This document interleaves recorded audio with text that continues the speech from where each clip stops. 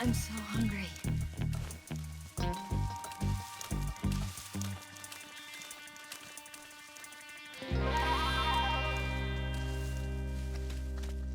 What the? Food.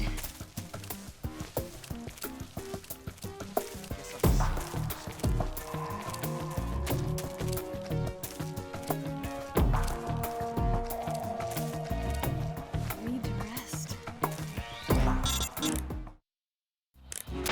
Snake, the lake is just over that cliff. Eva should be able to climb it if you help her. Keep her close to you.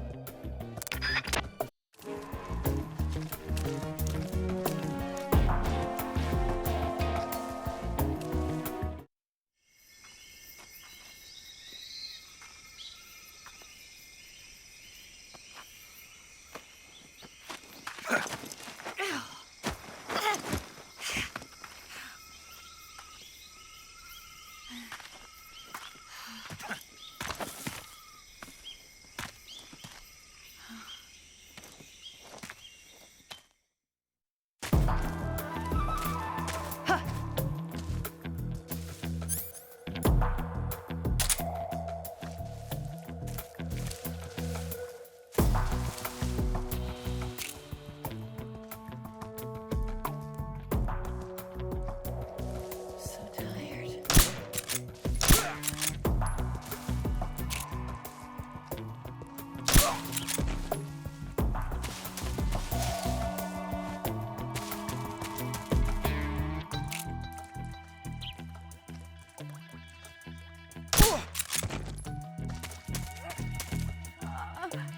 I can't move.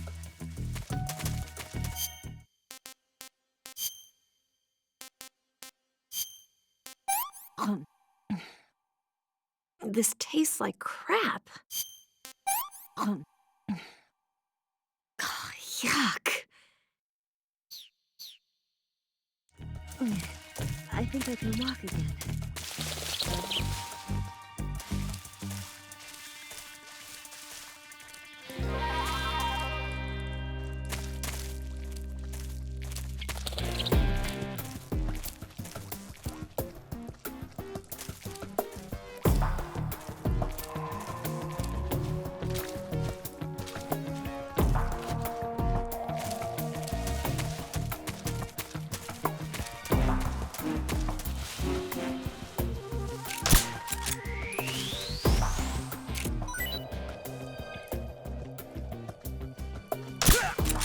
What's wrong?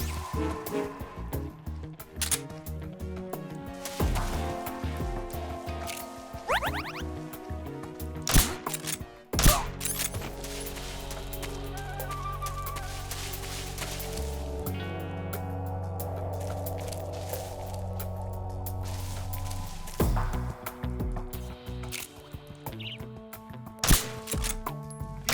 He's here! Huh? Who's that?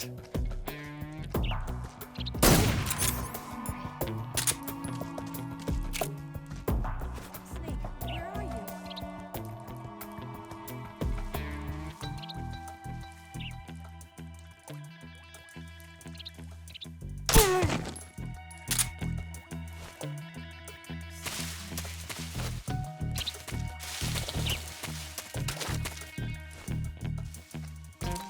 Where'd you go?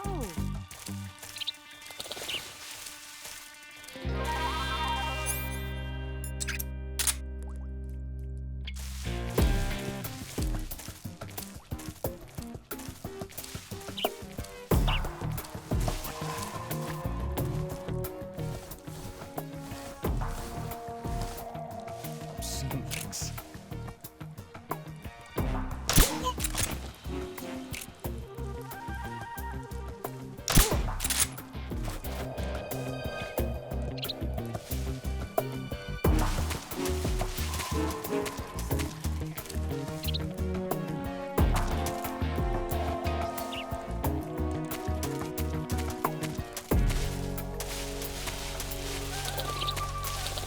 I'm so hungry.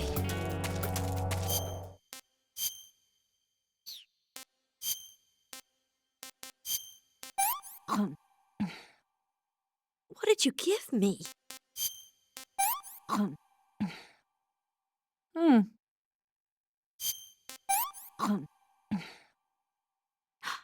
I have seconds?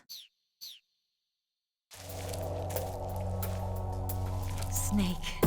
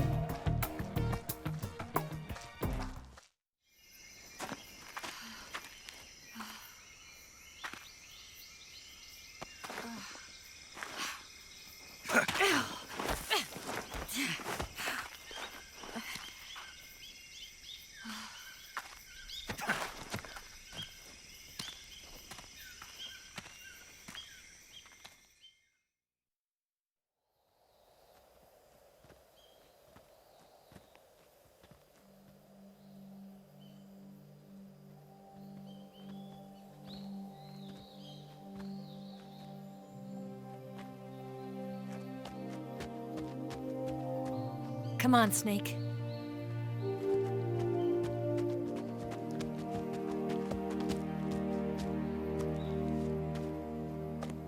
We made it. We made it. Over there.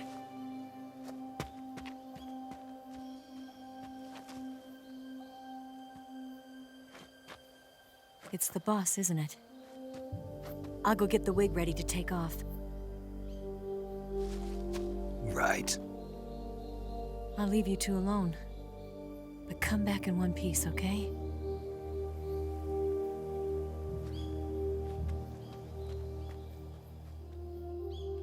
Promise me!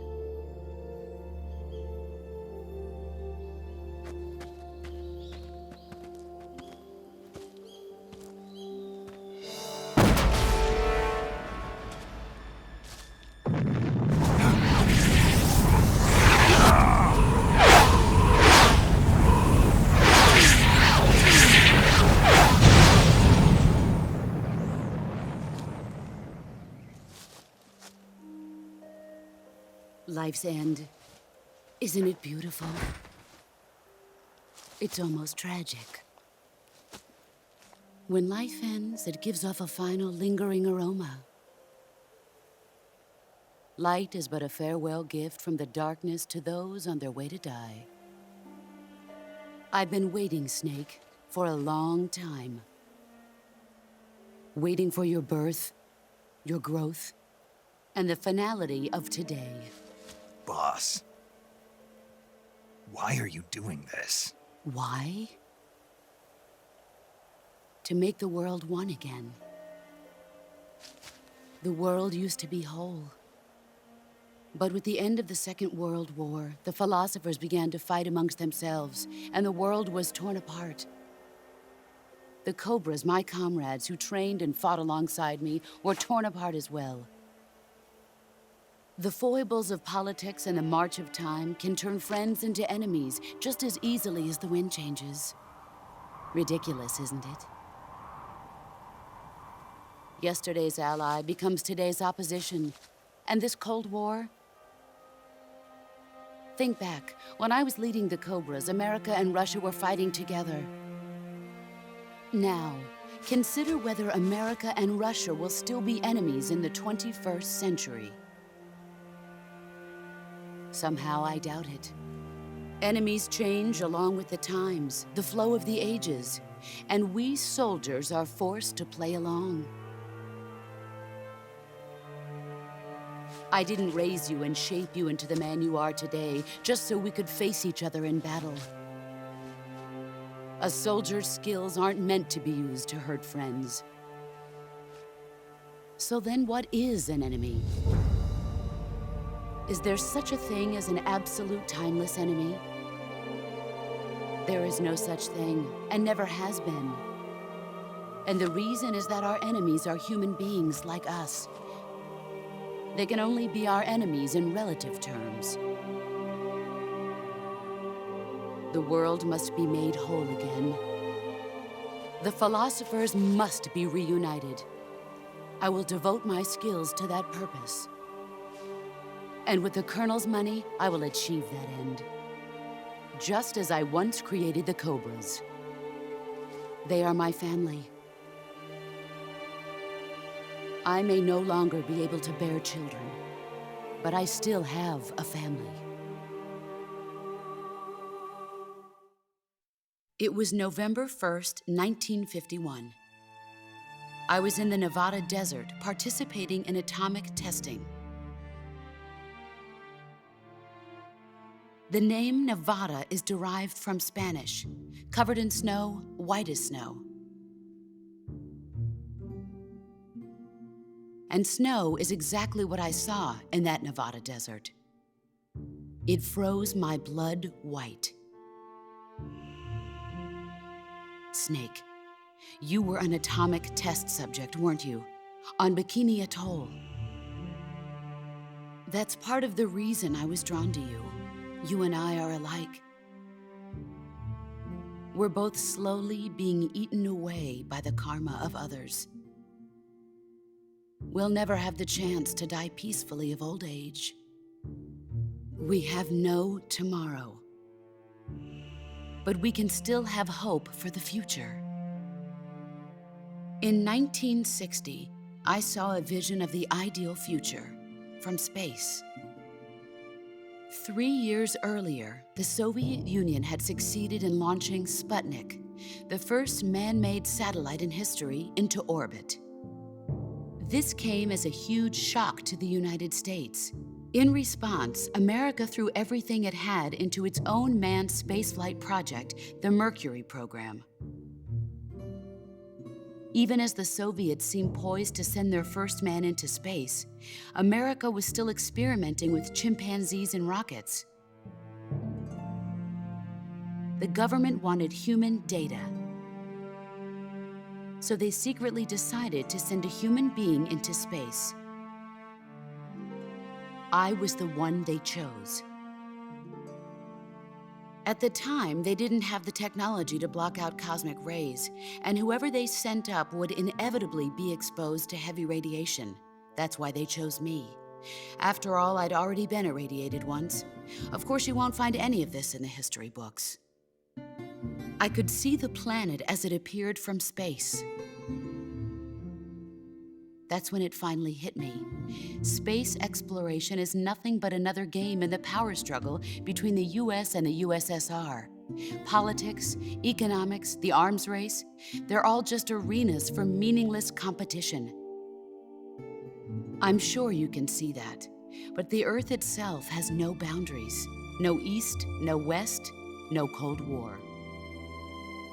And the irony of it is, the United States and the Soviet Union are spending billions on their space programs and the missile race, only to arrive at the same conclusion. In the 21st century, everyone will be able to see that we are all just inhabitants of a little celestial body called Earth. A world without communism or capitalism, that is the world I wanted to see. But reality continued to betray me. In 1961, I was sent to Cuba, to Bahia de Cochinos. It was part of a CIA-sponsored invasion under the guise of taking Cuban exiles back to their country. But the US government betrayed them. Our weak-kneed president held back their air support. Defenseless, the exiles were annihilated by the Cuban army. All I could do was watch in silence. I was set up by the very country I'd sacrificed so much for, by the very government I dedicated my life to defending. I was driven from the surface world, and I went underground. Then, 2 years ago, I faced the Sorrow, my old comrade in battle. He was my friend. But one of us had to die. I was left with no choice. The Sorrow gave his life for me. There is no enmity between us. One must live, and one must die. That was the mission. The ones who gave me that mission were the philosophers. Early in the 20th century, the true holders of power in the United States, the Republic of China, and the newly formed Soviet Union gathered together in a secret meeting that would later be known as the Wise Men's Committee. The secret pact they formed there marked the beginning of the philosophers. But the last of the original members died in the 1930s. After that, the organization began to run out of control, and the Wise Men's Committee degenerated into a mere shell of its former self. The philosophers of today have no sense of good or evil. Their influence extends to countries and organizations involved in every aspect of every war. They have become war itself. That's how they operate. The sacrifices of war cause a shift in the times. This shift leads to renewed conflict, and in turn triggers the next war. Like a nuclear chain reaction, each conflict sparks countless others, forming an endless spiral that will continue on for eternity. Do you understand what I'm saying, Snake? By consuming me and you, the philosophers intend to keep that cycle going forever. It was my father who explained all of this to me. He was one of them. You see, I am the last remaining child of the philosophers. But after he revealed the truth, my father was killed by that same shapeless, formless organization. And my father isn't the only thing the philosophers have taken from me. In June of 1944, the Cobras and I took part in the landing at Normandy. We'd been given a top-secret mission to locate and destroy enemy V-2 rocket installations. I was pregnant at the time. The Sorrow was the father. I gave birth on the field of battle. A beautiful baby boy. But my child was snatched away from me by the philosophers.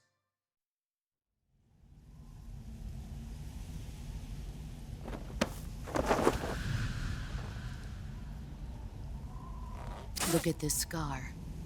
This is proof that I was once a mother. I gave up my body and my child for my country. There is nothing left inside me now. Nothing at all. No hatred, not even regret.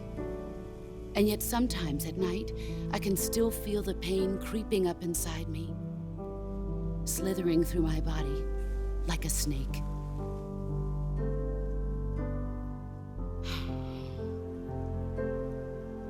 I've never talked this much about myself before.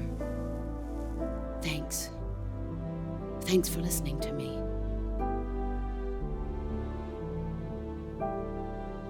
I feel content. Snake, commence the operation. I raised you. I loved you. I've given you weapons, taught you techniques, endowed you with knowledge. There is nothing more for me to give you. All that's left for you to take is my life, by your own hand. One must die, and one must live. No victory, no defeat. The survivor will carry on the fight. It is our destiny. The one who survives will inherit the title of boss. And the one who inherits the title of boss will face an existence of endless battle. I'll give you 10 minutes.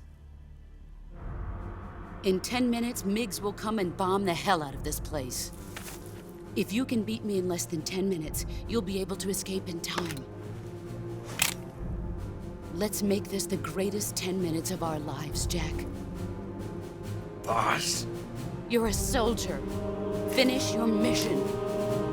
Prove your loyalty. Face me.